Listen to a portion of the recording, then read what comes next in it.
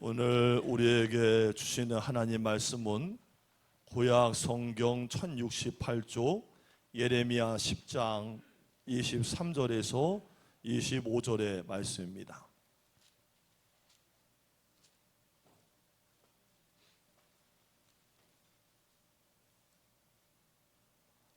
다 찾으셨으면 아멘.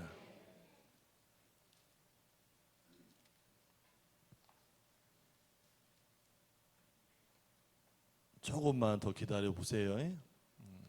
방황하는 우리의 형제가 계셔서 할렐루야. 자, 한 목소리 읽겠습니다. 시작. 여호와여, 내가 알거니와 사람의 길이 자신에게 있지 아니하니 걸음을 지도함이 걷는 자에게 있지 아니하니이다. 여호와여, 나를 징계하옵시되 너그러이 하시고 진노로 하지 마옵소서. 주께서 내가 없어지게 하실까 두려워하나이다. 주를 알지 못하는 이방 사람들과 주의 이름으로 기도하지 아니하는 족속들에게 주의 분노를 부으소서.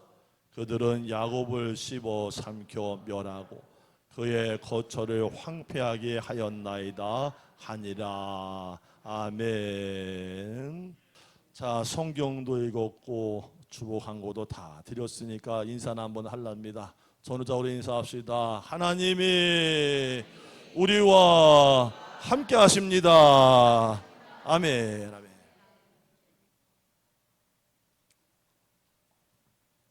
오늘 반드시 알아야 될 것, 이 말씀을 예레미야 10장으로 전하는데요.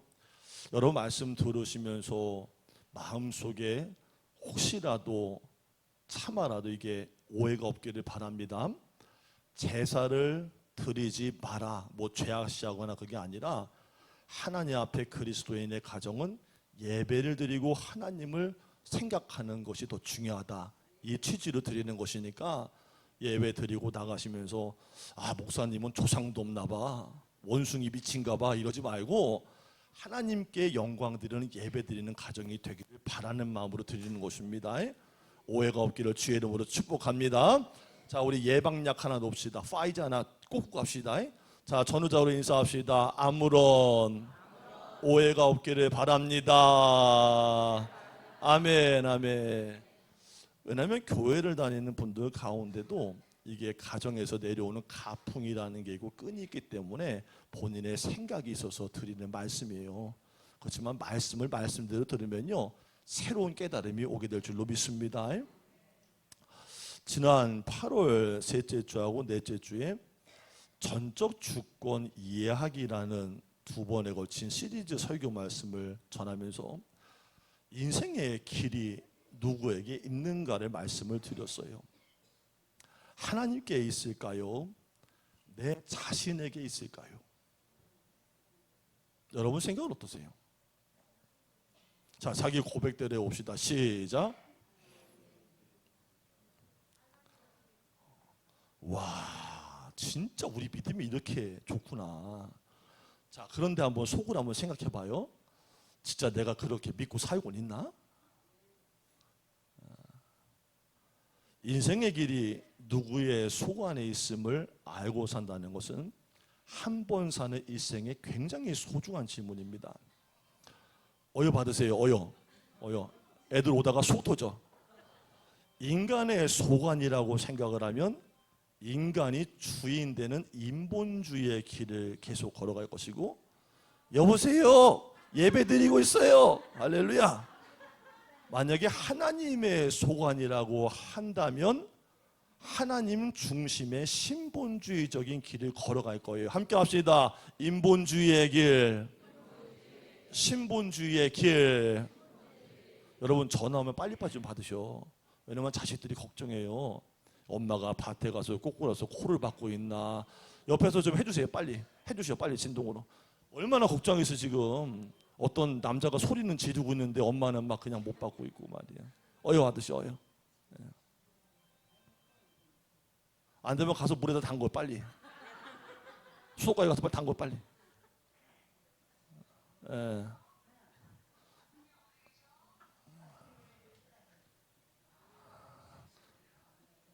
다음에 하세요. 빨리 진동으로 좀 바꿔주세요. 진동으로 바꿔주세요. 빨리. 자, 다음에 또 올리면 수도까지 담궈버릴 거예요. 할렐루야. 자, 인본주의 길과 신본주의의 길이 있다 그랬어요.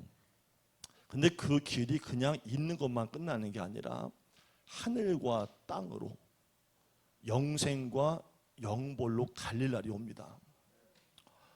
여러분, 이 세상에는 인생의 길 자체가 사람에게 있다, 이렇게 생각하는 사람들이 있어요. 그러니까 대부분의 사람들 생각에는 인생의 길이 나한테 있지, 뭐 내가 개척해 나가는 거지, 뭐 이런 생각들을 합니다. 그래서 자기가 생각한 대로, 자기가 계획한 대로 모든 일을 다 결정하고 나가는 거예요. 여러분, 제가 지금 말씀드렸던 거 짧은 문장인데, 자기가 생각하고 계획한 대로 결정하고 나아간다, 이게 사사기에 있는 말씀하고 비슷해요. 그 당시의 상황을 설명하는 반복되는 어구에도 그때의 이스라엘의 왕이었으므로 각기 자기의 소견에 옳은 대로 행했다라는 말씀이 있어요. 이게 뭔 얘기예요? 자기가 왕이었다는 거예요. 자기가 기준이었다는 거예요. 이것을 가리켜서 인본주의라고 해요. 모든 역사가 인간 중심이다. 여기에는 교만과 파괴와 무정함과 탐욕이 있는 거예요. 자기 중심의 삶을 살기 때문에 자기 좋은 대로 하면서 결정하고 삽니다. 그래서 일이 잘 될 때는요, 내가 좀 잘났나 보다 이렇게 생각을 하고, 내가 생각한 만큼 일이 안 되거나 안 풀리면, 야, 이거 참 인생 살기가 어렵구나, 쉽게 절망을 한다는 거예요. 아무도 그를 도와줄 리가 없고, 그가 신뢰하면서 기도하고 예배하면서 초자연적인 힘을 의지할 수가 없는 거예요. 그냥 자기 힘으로 사는 거예요. 이스라엘 백성들의 문화적인 배경을 보면 가나안 땅이라는 곳이 있는데, 신을 마음대로 조종할 수 있다고 믿었었대요. 그 예가 뭐냐면, 그들에게 가장 절실했던 게 농경사회에서 절대적으로 필요했던 비가 내리는 일이었어요. 그럼 비를 누가 내리느냐? 바알신과 아스다론 여신이 내린다. 그러면 그 신은 누가 조종할 것이냐 했을 때 사람이 조종을 한다고 믿었다는 거예요. 왜냐?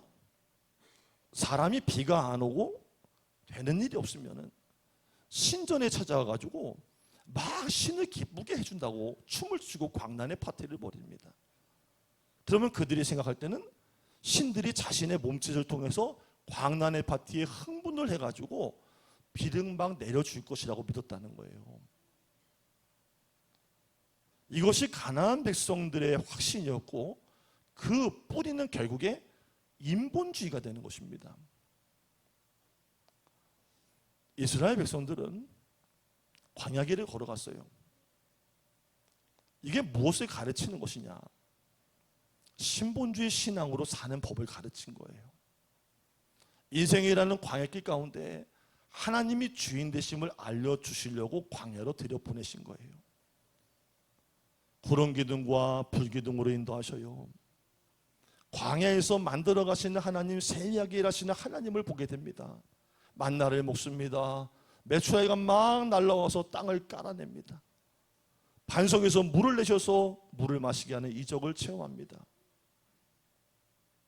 그 길의 인도함을 받은 사람은 다 살아남았어요. 그래서 이스라엘 백성들이 체험적으로 광야에서 얻은 신앙은 뭐냐?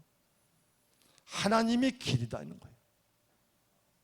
사람이 아무리 노력해서 닦아놓은 길도 하나님께서 보호해주지 않으면 죽음의 길이 될 수밖에 없고, 아무리 길이 없어도 하나님께서 가주시기만 하면 그 자체가 길이 되고 사는 길이 된다는 것을 백성들이 깨닫게 됐다는 거예요.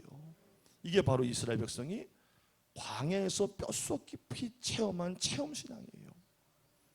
자, 이렇게 광야에서 배운 것이 있는데 가나안에 들어온 이래로 어떻게 변하는지를 보세요. 신앙이 점점 변질돼 버려요. 함께 합시다. 초심을 지켜라. 여러분, 처음부터 사람이 타락하는 사람 없어요. 믿음 생활하다가 한 번에 그냥 깨지는 사람 없어요. 처음에는 하나님 믿는다고 말하고 걸어가다가도 점점 변질돼 버립니다. 신앙이 점점 뒤로 밀려버려요. 나중에 어떻게 되는지 아세요? 하나님 뭐 계시겠지, 계실 거야, 계실 수도 있고 뭐 아닐 수도 있지, 뭐 있으면 어떻고 없으면 어때? 에이, 없어. 왜 목사가 여러분한테 예배를 자꾸 잘 나오라고 하고 기도 생활하라고 말씀 보라고 하냐면, 신앙은 뒤로 밀리면 뒤로 밀리는 게 아니라 죽기 때문이요. 변질되기 때문이요. 그러다 보니까 인본주의가 들어오기 시작해서 점점 하나님 믿는 신앙도 인본주의로 흘러가는 거예요. 그들은 하나님께 국가의 운명과 개인의 행복을 맡기기보다는 주변 국가들의 왕과의 역할 관계를 더 중요시 여깁니다. 그러다 보니까 이놈이 더 센가 저놈이 더 센가 눈치를 살피면서 연명해 나갔다는 거예요. 그 결과가 어떻게 됩니까? 지금 망하기 일보 직전이라는 게 예레미야 10장의 말씀이에요. 그래서 예레미야는 23절 말씀에 선언을 하고 시작합니다. 23절 말씀 함께 읽습니다. 시작.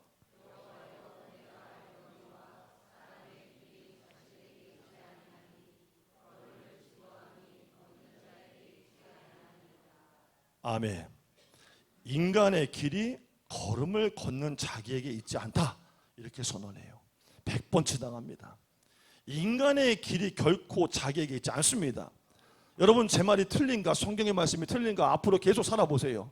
여러분이 계획하고 노력한 대로 되나 한번 해보세요. 안 됩니다. 왜? 우리의 인생은 우리의 것이 아니기 때문이에요.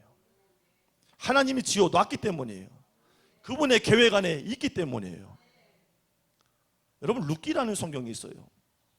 이 룻기에 나오는 룻의 동서가 있죠. 누구죠? 혹시 아시는 분 계세요? 이거 맞추는 분은 진짜 성경을 꿰뚫고 있는 건데, 함께 한번 해볼까요? 있네. 같이 한번 봅시다. 오르바. 이게 동서의 동서예요. 근데 그녀는 인생의 길이 자기에게 있다고 믿는 인본주의적인 성향의 사람이에요. 그래서 결정적으로 어려움을 당해서 아무것도 할 수 없을 그때에 시어머니와 어머니를 쫓겠다는 룻을 버리고 자기는 자기의 길과 자기의 신에게로 가버립니다. 그래서 그녀는 하나님께서 인도하시는 길을 부정하고 자기의 길을 자기의 걸음으로 찾아 나서요. 그 결과 오르바는 어둠 속으로 무명의 길로 사라져 버립니다. 그녀의 이름을 기억하는 사람도 그 후손들의 족보도 성경 어느 곳에도 나오지 않습니다. 바로 이것이 자기의 걸음을 자기가 주장할 수 있다고 생각하고 걸어간 사람들의 마지막 모습이에요. 여러분, 잠언서 기자는 말합니다. 잠언 20장 24절. 사람의 걸음은 여호와로 말미암나니 사람이 어찌 자기의 길을 알 수 있으랴. 첫 번째, 여러분께 말씀드렸습니다. 자기의 길이 자기에게 있지 않습니다. 하나님께 있음을 받아들이기를 축복합니다. 자, 두 번째입니다. 함께 합시다. 인생의 길이 조상에게 있지 않다. 인생의 길이 조상에게 있다고 생각하는 사람들이 많습니다.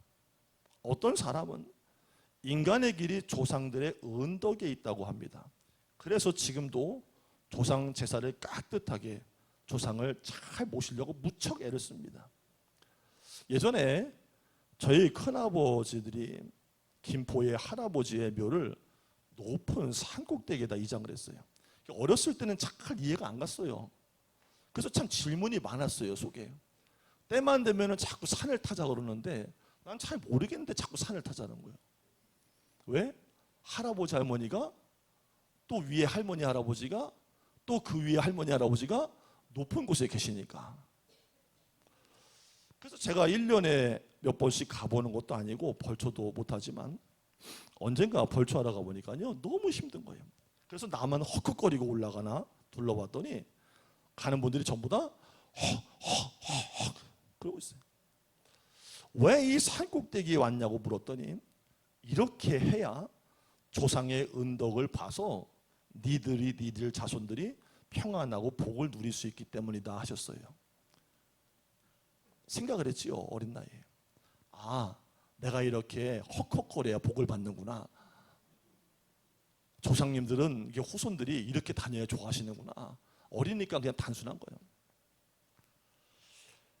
결국에 조상 재산이 명당이니 후손 다시 사후에 이장을 하느니 하는 것이 결국은 무엇에 관계된 거냐면 조상의 은덕을 입고자 함이라는 거죠. 물론 인간의 축복이요 조상에게서 내려올 수 있어요. 특히 잘 들으세요. 그리스도인들이 조상들이 하나님을 잘 섬겨서 대대로 축복받는 가정들이 분명히 있습니다. 그러나 그것은 냉철한 분별이 필요합니다. 함께 합시다. 분별이 있어야 한다. 조상들의 하나님 경외의 신앙을 그 자손들이 계속 이어받아서 하나님이 내려주시는 복이 있는 것이지 조상이 어느 날 직접 나타나서 상장수여하듯이 내려주는 복이 아니라는 거예요. 물질적인 복이나 명예적인 복은 언제나 자신들이 하나님 앞에서 복받을 짓을 하고 신앙으로 살았기 때문에 받는 것이지 조상이 나타나서 직접적으로 수여하는 은덕이 아니라는 거예요. 여러분 한번 질문해 볼게요. 만약에 제사를 드리면서 조상이 은덕을 준다 믿는다면 따져보면 세상 나라의 조상 제사를 잘해서 물질적으로 정말 복받았다 OECD 국가 됐다 그런 국가 있으면 한번 얘기해 보세요. 어느 나라가 그렇습니까? 일전에 제가 캄보디아를 갔는데요. 캄보디아 가봤더니 집집마다 단을 만들어 놓고요. 동네 어귀에다가 단을 만들어 놨더라고요. 황금으로 기둥을 씌우고 단을 만들어 놓고서 거기다가 향을 피우고 하루에 3번 4번씩 그렇게 땀을 질질 흘리고 일하다가도 들어와서 넙죽넙죽 정말 정성껏 절을 합니다. 빚는 모습을 보게 됐어요. 그런데 그 사람들 당장 내일 먹을 걸 걱정하고 삽니다. 얼마나 처참한 줄 아세요? 옷 입은 걸 봐요. 생활상에 말도 못합니다. 여러분 우리나라가 조상 제사를 잘 들어서 복 받았습니까? 오히려 복음을 들고 온 선교사님들을 받아들여서 대한민국의 그 폐허의 그 잔재 위에다가 학교를 세우고 병원을 세우고 고아원을 세우고 양로원을 세우고 한글 교육 문맹을 깨쳐서 개화가 되었고요. 경제적인 이익을 누리고 지금 대한민국이 이런 OECD 국가로서 우뚝 서게 되어 있는 거예요. 여러분 중국은요 유교 국가인데요 조상 제사 없습니다. 제가 이번 주 금요일 날 어느 속회에 새신방 가정신방 갔다가요 지금도 앉아 계시는 우리 나 저분은 집사님이라고 부르지 않기로 했어요. 이제부터 선생님이라고 부르기로 했어요. 우리 최재훈 선생님이 그 얘기를 하시는 거예요. 느닷없이 중국엔 제사를 안 지내. 그래서 제가 깜짝 놀랐어요. 최재훈 선생님은 가끔 저를 깜짝깜짝 놀라게 해요. 경제적인 얘기를 하다가 세계 경제 돌아가는 지표 얘기하는데도 제가 그걸 귀담아 들었거든요. 문학적인 소견도 있으세요. 굉장히 책을 많이 읽으시는 건지 동네에서 주워들은 게 많은 건지 난 잘 모르겠는데 할렐루야. 근데 이번에 얘기하시는 게 중국엔 제사를 안 드린다는 거예요. 근데 이게 어디 나온 얘기냐? 떠돌아다니는 한간에 수소문된 얘기가 아니라요 학술지에 나온 얘기예요. 여러분 잘 들어보세요. 중국은 원래 유교국가인데 조상제사를 드리질 않아요. 조상제사는 원래 왕족에게만 있었는데 한국에 그것이 들어오면서 일반 가정에도 효심의 일환으로서 이루어지게 되었고요. 지금 그것이 마치 한국 사회는 복의 근원처럼 이해가 되고 있는 거예요. 정인학이라고 하는 국립민속박물관 학예연구관이 있는데요. 이분이 2021년 3년 전이죠.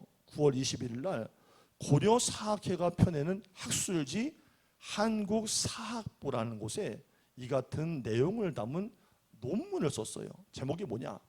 한국의 추석과 중국의 중추절 풍속 비교 고찰. 집사님 혹시 이거 읽고서 얘기하신 거예요? 할렐루야. 와, 대단하신 분이요. 학술지를 읽었는지 모르겠지만 이 얘기를 하시더라고. 정연구관이 하는 말이 중국의 문헌에는 중추절의 조상제사나 성묘에 대한 기록이 전혀 보이지 않는다. 현재도 한국에서는 교통이 혼잡해도 조상에 대한 예를 갖추기 위해 고향으로 다들 내려가지만 중국은 중추절을 인간의 날이라고 해서 성묘 자체를 하지 않으며 귀성 행렬도 없다라고 짚었어요. 조상 제사는 한국 사람들에게 많은 고통과 가정의 분란을 야기하는 주범 중에 1순위입니다. 왜요? 명절 지나고 나면요, 이혼율이 확 올라갑니다. 여러분, 교통사고로 오고 가다가 돌아가시는 숫자보다 찔러서 패가지고 던져서 죽이는 숫자가 더 많습니다. 명절 전후에 사고가 그렇게 많이 난다는 거예요. 어느 가문은요, 제사가 1년에 12번입니다. 정해져 있는 게. 거기에 명절 2번 셉니다. 그것도 이상하죠? 왜 멀쩡하고 쌩쌩할 때 제사를 안 지내고 밤 12시가 지나야 제사를 지내는지 정신이 하나도 없습니다. 물질적인 손실, 서로 간에 살면서 재산에 대한 부분, 부모에 대한 부분에 이견이 있던 자녀들 간의 반목으로 다툼을 일으키기 때문에 엄청난 사회적인 부작용을 낳고 있습니다. 그 좋은 날이라고 모여든 형제들 간에 그간에 묵혀뒀던 캐캐묵은 감정들이 다 쌓여 있다가 하루 이틀 사이에 전부쳐 먹고 술 한잔 마셨다고 터져 나와가지고 흉기 들고 뛰어다니는 사람들이 그렇게 많습니다. 조상의 축복이 아니라 오히려 산조상들 간의 첨예한 갈등과 대립과 불화를 가져오는 것이 제사의 문제, 어려움입니다. 성도 여러분, 여러분이 그리스도 안에 믿는 분들이라면 꼭 기억하십시오. 인간의 길은 돌아가신 조상에게 있지 않습니다. 같이 한번 합시다. 돌아가신 조상에게 있지 않다. 여러분, 조상은 이미 다 돌아가신 거예요. 이미 가신 거예요. 여러분, 서울에 있는 사람이 부산에 있는 사람을 봤다고 하면 되겠습니까? 이게 무슨 얘기예요? 세계가 다르다는 얘기예요. 이 땅의 삶은 이 땅에 살았을 때 삶이에요. 저 세계는 다른 세계예요. 이 땅에 살아있는 사람이 이미 다른 세계에 가 있는 영계가 다른 분한테 뭘 빕니까? 한 번 떠나면 돌아올 수 없는 길이에요. 인간에게 어떤 영향이나 축복을 가져다 줄 수도 없고 어떤 해코지도 할 수 없습니다. 어떤 분 그래요. 조상제사 잘못 모시면 해코지 당한다고 말이에요. 어려움 당한다고 말이에요. 후손들 안 되는 거 보라고 말이에요. 말도 안 되는 얘기 하지 마요. 다른 세계에 있는 거예요. 만약에 조상들이 축복을 할 수 있다면 어느 몇 대 조상이 축복을 할 수 있습니까? 조상들도 회의하십니까? 야, 이번에 13대가 내려가서 축복해라. 저번에 제가 갔다 왔는데요, 이번에 5대가 가야 됩니다. 이럽니까? 어느 조상이 갑니까? 축복하러. 저도 개인적인 경험이지만 작년에 소태교회에 오기 전에 7월경이었어요.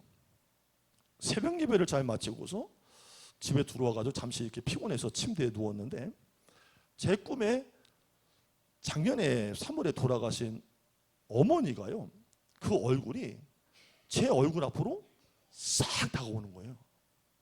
와, 나 근데 너무 생신날 깜짝 놀랐어요. 그 돌아가시기 전에 그 생전에 그 기억하는 모습으로 그대로 오셔가지고 짧게 딱 한마디 말씀을 마치고 돌아가셨어요. 이거 방송 되지만 뭐 없는 얘기 아니니까. 전에 있던 교회 빚 때문에 고민이 많고 갈등하던 시기에 이거를 기도하면서 가야 되나 말아야 되나 옮겨야 되나 말아야 되나 이 목사님 만나야 되나 말아야 되나 이런 고민하고 있을 때 그때 한창 얼굴을 탁 대시더니 하는 말이, 권영아, 다른 곳으로 가게 될 거야. 마음 쓰지 마라. 이러는 거예요. 와, 이게 너무 확실하니까 그 10분간에 일어난 일이라 너무 신기하고 놀랐던 기억이 있는데, 그 이후에 제가 꿈에 대해서 그 부분 참 많이 궁금해졌거든요. 정말 돌아가신 내 어머니가 내 꿈에라도 나타나셔서 나에게 미리 어떤 일을 예지해 주신 것인가 라고 생각하니까 기분이 나쁘지는 않고 신기했어요. 그러나 그것은 어떤 영이 나타나서 직접 나에게 말해준다거나 미래를 말해준다기보다는 현재 내 마음속에 일어나고 있는 상황에 대한 답답한 갈등의 일을 스스로가 의지하는 대상에 투여를 하다 보니까 꿈으로 나타나는 일시적인 현상일 수 있다라는 나름의 결론을 내렸다는 거예요. 여러분, 저희 어머니 돌아가셨어요. 하나님을 믿고 아들 예수 그리스도를 구주로 고백해서 지금 어디 계시냐? 같이 한번 해보세요. 부모님이 먼저 돌아가셨는데 예수 잘 믿고 신앙생활 하셨던 분들 간 곳이에요. 같이 한번 해봅시다. 우리 아버지, 우리 어머니는 낙원에 계시다. 믿으면 아멘. 천국이 아니에요. 낙원에 계신 거예요. 왜? 천국은 마지막 날에 하나님이 이루실 영원한 최종 장소예요.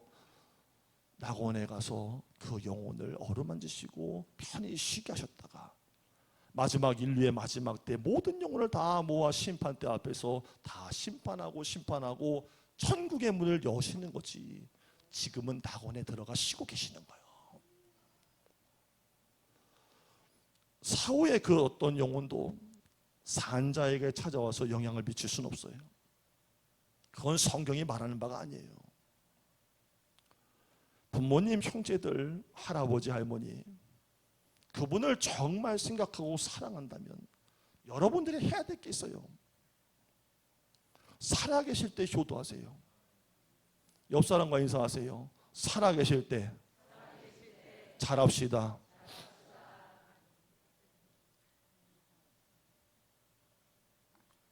살아계실 때 잘해야지. 살아계실 때 꽃다발도 갖다 주고 맛있는 것도 갖다 주고 사랑한다고 말로 표현한다고 안아주고 품어주고 그래야지. 돌아가시고 나는데 69만 원짜리 비석이 다 무슨 소용이 있어. 돌아가신 분이 조기를 발라 드시겠어요? 사과를 까 드시겠어요? 밤을 까 드시겠어요? 복숭아 까 드시겠어요? 다 소용없는 소리고. 우리 큰아버지가 닭을 갖다 올려놨는데 세상에다가 어릴 때 제사 지냈는데 손잡고 맨 뒤에 있는데 나 학렬이 제일 뒤니까 갑자기 닭을 이렇게 보니까 닭이 이렇게 누워 있잖아요. 닭을 이렇게 쪄가지고 백수가 누워 있잖아요. 누워 있어요. 설마 서 있고 아니려고? 누워 있는데 갑자기 내가 아무리 어려도 닭의 모양새 난단 말이요. 닭이 다리가 없어. 다리가 2개가 없는 거예요. 그리고 몸통만 딱 있는 거예요. 뽀얀 게. 그래서 아빠 왜 닭이 다리가 없어? 했더니 큰아버지 옆에서 그걸 들었어. 뭐라는 줄 알아요? 야, 죽은 닭은 다리가 없단다. 죽은 닭은 다리가 없디야. 뭔 얘기인가 했더니 큰아버지 둘이 하나씩 뜯어먹었어. 술 먹다가 약주 잡수다가 참 어이가 없어가지고.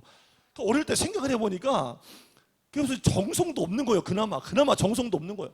아니 조상께 드린다고 애써는 차려놓은 걸 안주거리가 없다고 다리를 뜯어먹고서 다리를 손으로 살살 발라가지고 그렇게 해놓는다고 그게 정성도 없어. 그러니까는 뻥을 치지 말라는 거예요. 살아있을 때 정성 없는 건 죽어서도 정성 없어.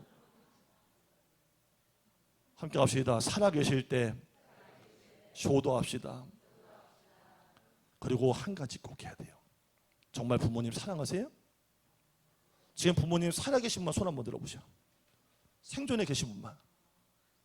제 말 잘 들으셔. 여러분들은 아직까지 기회가 있으신 거예요. 어떤 기회? 그 영혼을 다시 만날 기회가 있는 거예요. 만약에 여러분이 이 땅에서 아무리 잘해드리고 효도해도 아버지, 엄마, 예수님 믿으세요. 나는 죄인입니다. 고백하시고 예수님의 보혈을 믿습니다. 의지합니다. 아멘만 하면 천국 가요. 이거 믿으셔야 합니다. 이렇게 하실 수 있는 기회가 있는 분인데 막 사다 드리고 효도하고 별짓 따고 제주도 일본 다 다녀도 그 얘기 안 하고 아멘 안 하면 그 영혼 못 만나. 천국 복음 전해야 됩니다. 할렐루야. 그게 효도예요. 그게 가장 큰 효도예요. 함께 합시다. 2번째입니다. 인생의 길은 조상에게 있지 않다. 마지막 3번째예요. 함께 합시다. 인생의 길은 여호와께 있다. 하나님이 인생을 창조하시고 이 땅에 보내셨기 때문에 인생의 길은 하나님께만 있습니다. 하나님만이 모든 인생을 주장할 수 있습니다. 그래서 우리는 창조주 하나님께 인생을 맡겨드리고 살아가야 합니다. 서울대학교 병원장을 지내신 한만청이라는 박사님이 계십니다. 이분은 건강검진센터를 건축을 하고 그 기념으로 본인이 검진을 받아요. 그는 방사선 전공자입니다. 여러분 생각해 보세요. 뭐 일반인들이야 살면서 바쁘고 돈 아까우니까 검진 안 받고 그냥 지냈다고 하면은 에이 걸렸구나. 그렇지만 이분은 평생 사시면서 건강 검진하셨던 분이에요. 관리 배갑니다. 근데 이분이 늘 자기의 몸을 살피지 않았겠습니까? 그런데 그 기념으로 했던 기계 검사에서 간암이 1cm 이상이 자라난 걸 본 거예요. 이거 얼마나 당황했겠어요. 말기랍니다. 아무리 자기의 몸을 관리하고 늘 검진했어도 인간의 길이 제 마음대로 되는 것은 아니에요. 그래서 그는 자신의 암 투병의 과정을 책으로 다 모아서 기록처럼 발간을 했는데 암과 싸우지 말고 친구가 되라는 책으로 냈어요. 여러분, 인간의 길을 너무 앞에 있는 것만 보고 쉽게 판단해서는 안 됩니다. 성경에 보니까 전도서 9장 11절 12절에 빠른 경주자라 그래서 선착하는 것이 아니고 유력자 그래서 전쟁에서 승리하는 것이 아니라 그랬어요. 지혜자라고 해서 식물을 얻는 것도 아니고 명철자라고 해서 재물을 얻는 것도 아니라 그랬어요. 기술이 있다고 은총을 입는 것도 아니라 그랬어요. 문제는 사람의 눈에는 바르고 부하고 명예롭게 보이지만 하나님께서 인정하지 않는 삶은, 하나님이 그 삶에 없는 삶은 바람에 나는 겨와 같은 것입니다. 하나님을 찾고 하나님을 의지하고 경외하는 사람의 길만이 진정으로 인도받고 복받는 길입니다. 하나님 믿지 않는 사람의 길은 바람에 나부끼는 삶입니다. 이 사실을 아는 사람만이 진정한 지혜자라고 성경 잠언에 세 군데 이야기하고 있습니다. 잠언 3장 6절에 너는 범사의 그를 인정하라. 그리하면 내 길을 지도하시리라.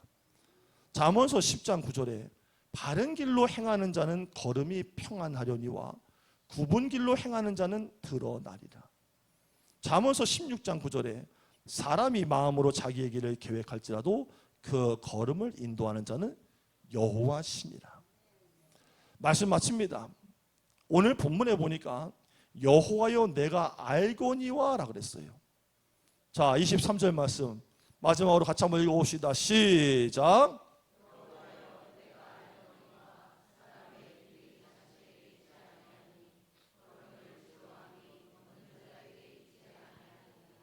아멘.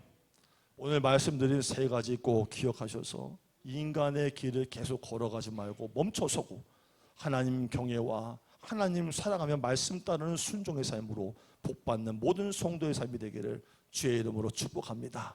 기도하겠습니다. 하나님께서 우리의 인생에 행하신 일을 바로 깨닫고 할 때에 비로소 인생의 길이 나에게 있지 않음을, 또한 육신의 부모에게 달려있는 것도 아님을, 그리고 오직 하나님께만 길이 열려있음을 고백할 수 있게 될 것입니다. 이스라엘 백성들의 영적인 체험, 그 산 체험으로 깨달은 이 진리가 오늘 말씀을 들은 모든 교우들의 신비에 깊이 각인되어서 하나님만을 따르며 신뢰하고 복받게 하여 주옵소서. 감사하며 예수님의 이름으로 기도드립니다. 아멘.